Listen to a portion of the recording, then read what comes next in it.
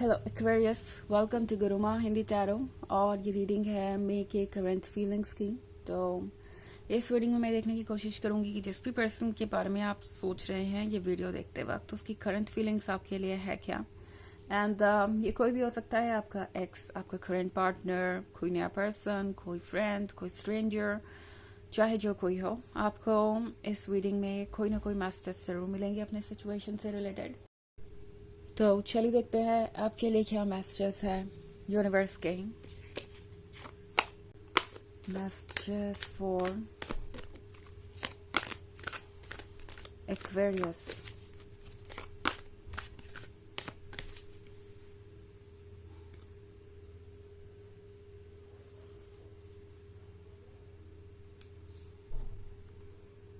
Abyss, the Empress, Apprentice, the Burning Tower,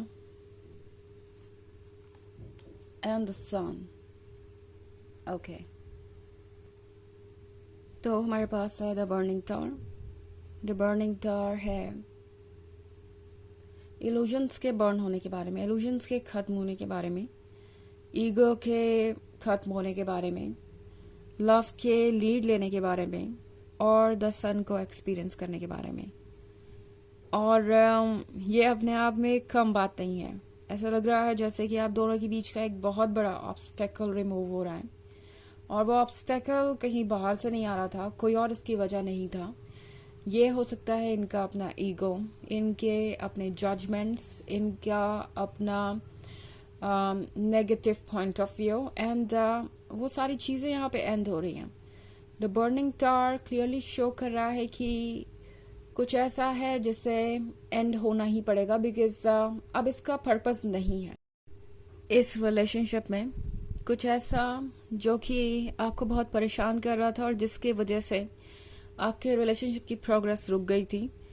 सो अगर ये एक नया रिलेशनशिप भी है और आप किसी फ्रेंड के साथ किसी तरीके के कमिटमेंट में है, या पॉसिबली आपको लगता है कि ये पर्सन आप में बहुत इंटरेस्टेड है, इनका आप पर क्रश है, पर अब तक कोई इनिशिएटिव ले ही नहीं रहे थे, और उसका रीज़न इनकी हेजिटेशन या इनका ईगो या कुछ भी था, वो यहाँ पे मुझे एंड होता हुआ दिखाई दे रहा है।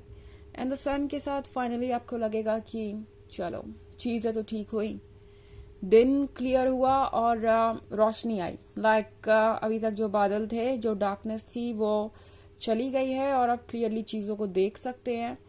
तो यहाँ द सन हैप्पीनेस और वार्मथ का सिंबल है। सन के बाहर आने का मतलब है कि डार्कनेस चली गई है और कंफ्यूजन चला गया है और एक परमानेंट सॉल्यूशन सामने आ रहा है। ये पर्सन काफ़ी स्ट्रांग हो चुका है उस वक्त से जब ये आपसे मिले थे से लेके आज तक।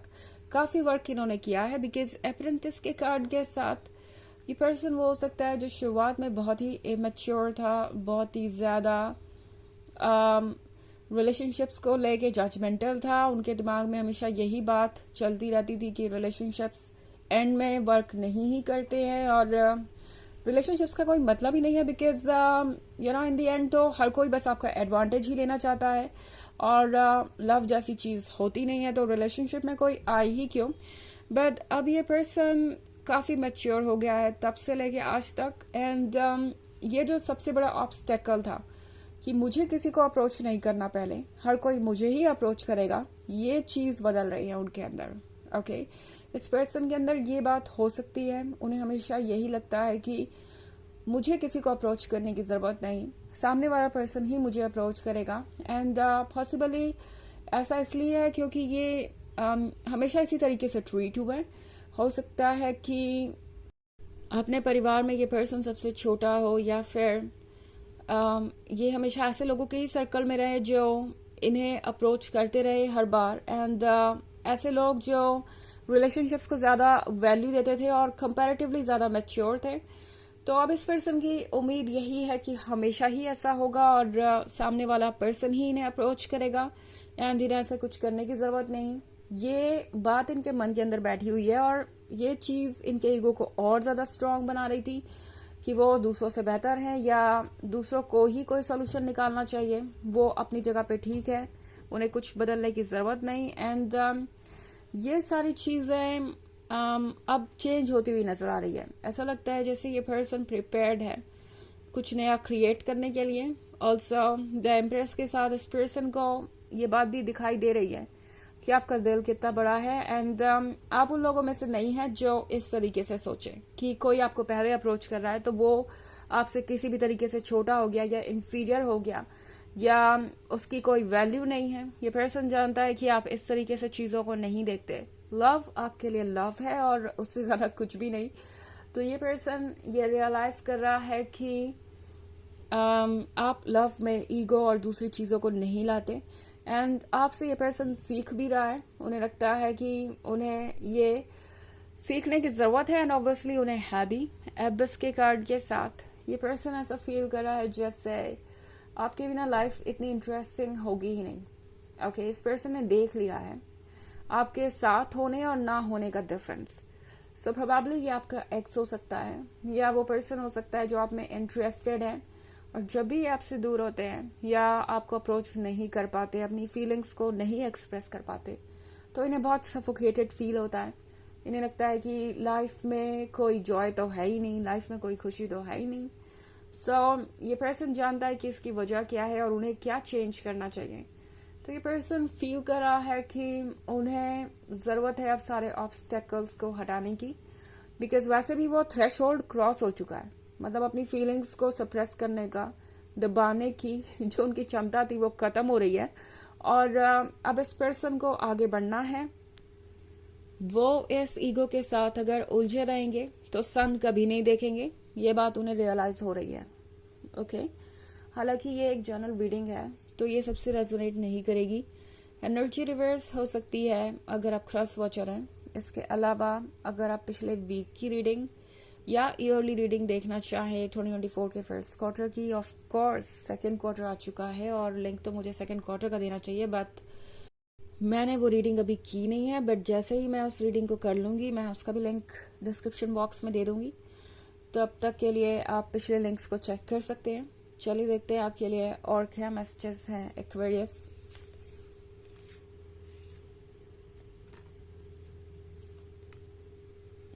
Five of Pentacles, the Hanged Man, Eight of Swords, and the Cardinal. Okay. तो हमारे पास है eight of swords. Eight of swords के साथ इस पर्सन को हमेशा ही ये लगता रहा कि उन्हें एक तरीके से जिंदगी जीनी है, लाइक कोई रूल है जिंदगी का जो दूसरों ने उनके लिए बना दिया है और उन्हें वो फॉलो करना है। ये पर्सन हो सकता है कि अपने फैमिली मेंबर की एक्सपेक्टेशंस, अपने आसपास जो भी हो रहा है उसको देखकर सीख रहा हो। एंड उन्हें लग रहा है कि इसी तरीके से उन्हें जीना चाहिए, इसी तरीके से उन्हें आगे बढ़ना चाहिए। ये पर्सन ऑब्वियसली उन लोगों में से है जो कुछ एक्स्ट्रा ऑर्डिनरी करने के बारे में सोच नहीं रहे, बिकॉज उन्हें लगता है कि ऐसा करना दूसरों को अपसेट करने के बराबर है या ऐसा करना अच्छा नहीं होगा। दूसरों की नज़र में वो अपनी इमेज को लूज कर देंगे। वो जो थॉट्स होते हैं ना कि दूसरे लोग क्या कहेंगे, वो इस पर्सन को परेशान करते आए आज तक। बट आई थिंक कि कार्डिनल का कार्ड है इन दी एंड, तो इसका मतलब है कि चाहे थॉट्स कुछ भी हो, कुछ भी इश्यूज हो, कुछ भी प्रॉब्लम्स हो, चेंजेस आएंगे और ये पर्सन कोई ऐसा स्टेप लेगा जो शायद आप उम्मीद भी नहीं कर रहे होंगे। मतलब डेफिनेटली ये पर्सन अपने कंफर्ट जोन से बाहर आएगा और वो सारी बातें आपसे कहेगा जो वो कहना चाहते हैं। उन्हें फील हो रहा है कि वो अपनी जगह पे अब बने नहीं रह सकते और द चैरियट को रास्ता दिखाना पड़ेगा। चैरियट के आपके पास होने का कोई मतलब ही नहीं है अगर आप उसे यूज करना जानते ही ना हो, अगर आपको पता ही ना हो कि किस डायरेक्शन में जाना है। तो ये पर्सन एक लूजर की तरह नहीं नजर आना चाहता, ये पर्सन वीक नहीं नजर आना चाहता। और सबसे इम्पोर्टेंट बात यह है कि ये पर्सन अपनी फीलिंग्स को अब दबा नहीं सकता आपके लिए। सो इनके लिए चॉइस करना तो बहुत जरूरी हो ही चुका है। ऑल्सो द हैंग्ड मैन है यहाँ पर, तो ये पर्सन विस्डम से भी काम लेना चाहता है, सोच समझ के आगे बढ़ना चाहते हैं। मतलब ये पर्सन एक बैलेंस्ड अप्रोच रखना चाहता है और यहाँ पे 5 ऑफ पेंटिकल्स भी है। तो इस पर्सन को लगता है कि सिचुएशन चाहे जैसी भी हो वो उसे सॉल्व कर ही लेंगे। कॉन्फिडेंस है इनके अंदर। अभी चाहे हालात जैसे भी हो वो हालात बदलेंगे जरूर। तो ये पर्सन ये फील कर रहा है कि उन्हें कुछ ना कुछ स्टेप तो लेना पड़ेगा एंड यही वो करने वाले हैं। तो चलिए देखते हैं आपके लिए ओरेकल मैसेज क्या है। Messages for Aquarius.